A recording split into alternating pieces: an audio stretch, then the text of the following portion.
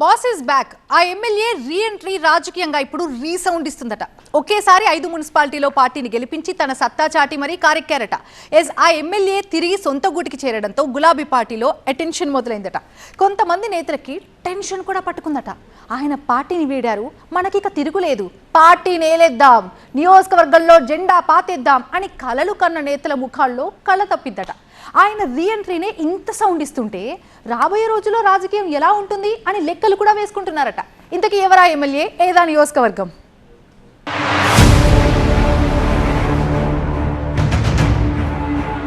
ఎప్పుడొచ్చామన్నది కాదన్నయ్య, bullet దిగిందా లేదా?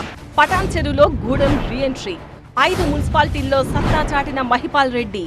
గులాబీ Congress ఇన్ఛార్జీల్లో tension. Patan చెరువు పాలిటిక్స్ హాట్ గా మారిపోయాయట. కారు పార్టీలో నిన్నటిదాకా ఒక లెక్క, ఇవాళ్టి నుంచి మరో లెక్క అని కాలర్ ఎగరేసి మరీ చెబుతున్నారట ఎమ్మెల్యే గూడెం అనుచరులు.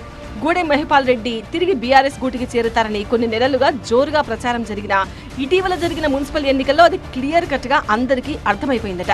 నియోజకవర్గ పరిధిలోని 5 మున్సిపాలిటీలు గెలవడానికి ఎమ్మెల్యే గూడెం వేసిన వ్యూహాలన్నీ సక్సెస్ అయ్యాయట.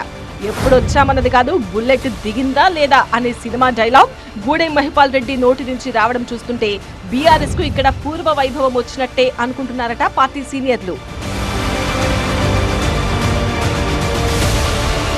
పటాన్ చెరువు నియోజకవర్గం నుంచి బీఆర్ఎస్ వరుసగా 3 సార్లు విజయ ఢంకా మోగించింది.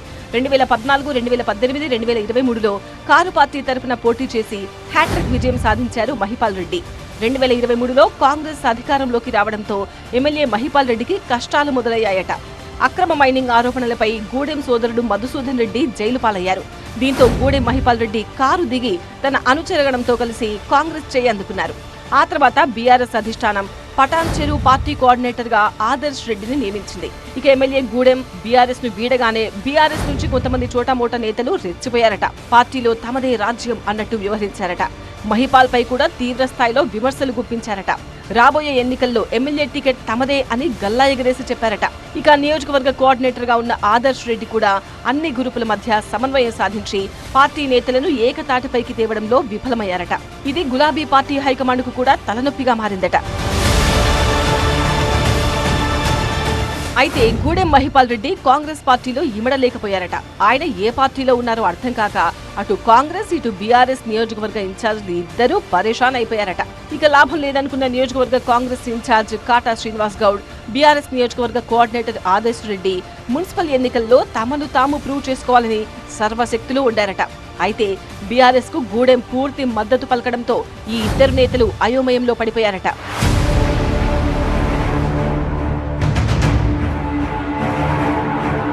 పటాన్ చెరువు పరిధిలో ఉన్న 5 మున్సిపాలిటీల్లో బీఆర్ఎస్ జెండా ఎగరడంలో గూడెం మహిపాల్ రెడ్డి పాత్ర చాలా కీలకంగా పనిచేసిందట. గూడెం లేకుంటే ఇక్కడ బీఆర్ఎస్ గెలవడం చాలా కష్టమవుతుండే అని సొంత పార్టీ నేతలే చెప్పుకుంటున్నారట. 5 మున్సిపాలిటీలు గెలవడంతో గులాబీ పార్టీ హైకమాండ్ కూడా గూడెం మహిపాల్ రెడ్డిని మెచ్చుకుందట. రాబోయే జీహెచ్ఎంసీ ఎన్నికల్లో కూడా ఇలాగే పనిచేయాలని పార్టీ అధిష్టానం ఎమ్మెల్యేకి చెప్పిందట. ఇప్పుడు తిరిగి ఎమ్మెల్యే పార్టీలోకి రావడంతో తన పరిస్థితి ఏంటని బీఆర్ఎస్ కోఆర్డినేటర్ ఆదర్శ్ రెడ్డి వర్గం ఆందోళన చెందుతోందట. అయితే ఇక్కడే మరో ట్విస్ట్ ఇచ్చారట ఎమ్మెల్యే మహిపాల్ రెడ్డి. బీఆర్ఎస్ తరఫున తన కుమారుడు విక్రమ్ రెడ్డిని ప్రచారంలోకి దింపారు. దీంతో ఆదర్శ్ రెడ్డి వర్గం మరింత డిఫెన్స్ లో పడిందట. ఏదేమైనా ఎమ్మెల్యే గూడెం మహిపాల్ రెడ్డి బీఆర్ఎస్ లోకి రావడం, 5 మున్సిపాలిటీలను గెలిపించడంతో ఇక ఆయనకు నియోజకవర్గంలో తిరుగులేనట్టే అంటున్నారు. ఇది పార్టీలోని ఆయన ప్రత్యర్థులకు మింగుడు పడడం లేదట. ఏం చేయాలో పాలుపోక వాళ్లు అయోమయంలో పడిపోయారట.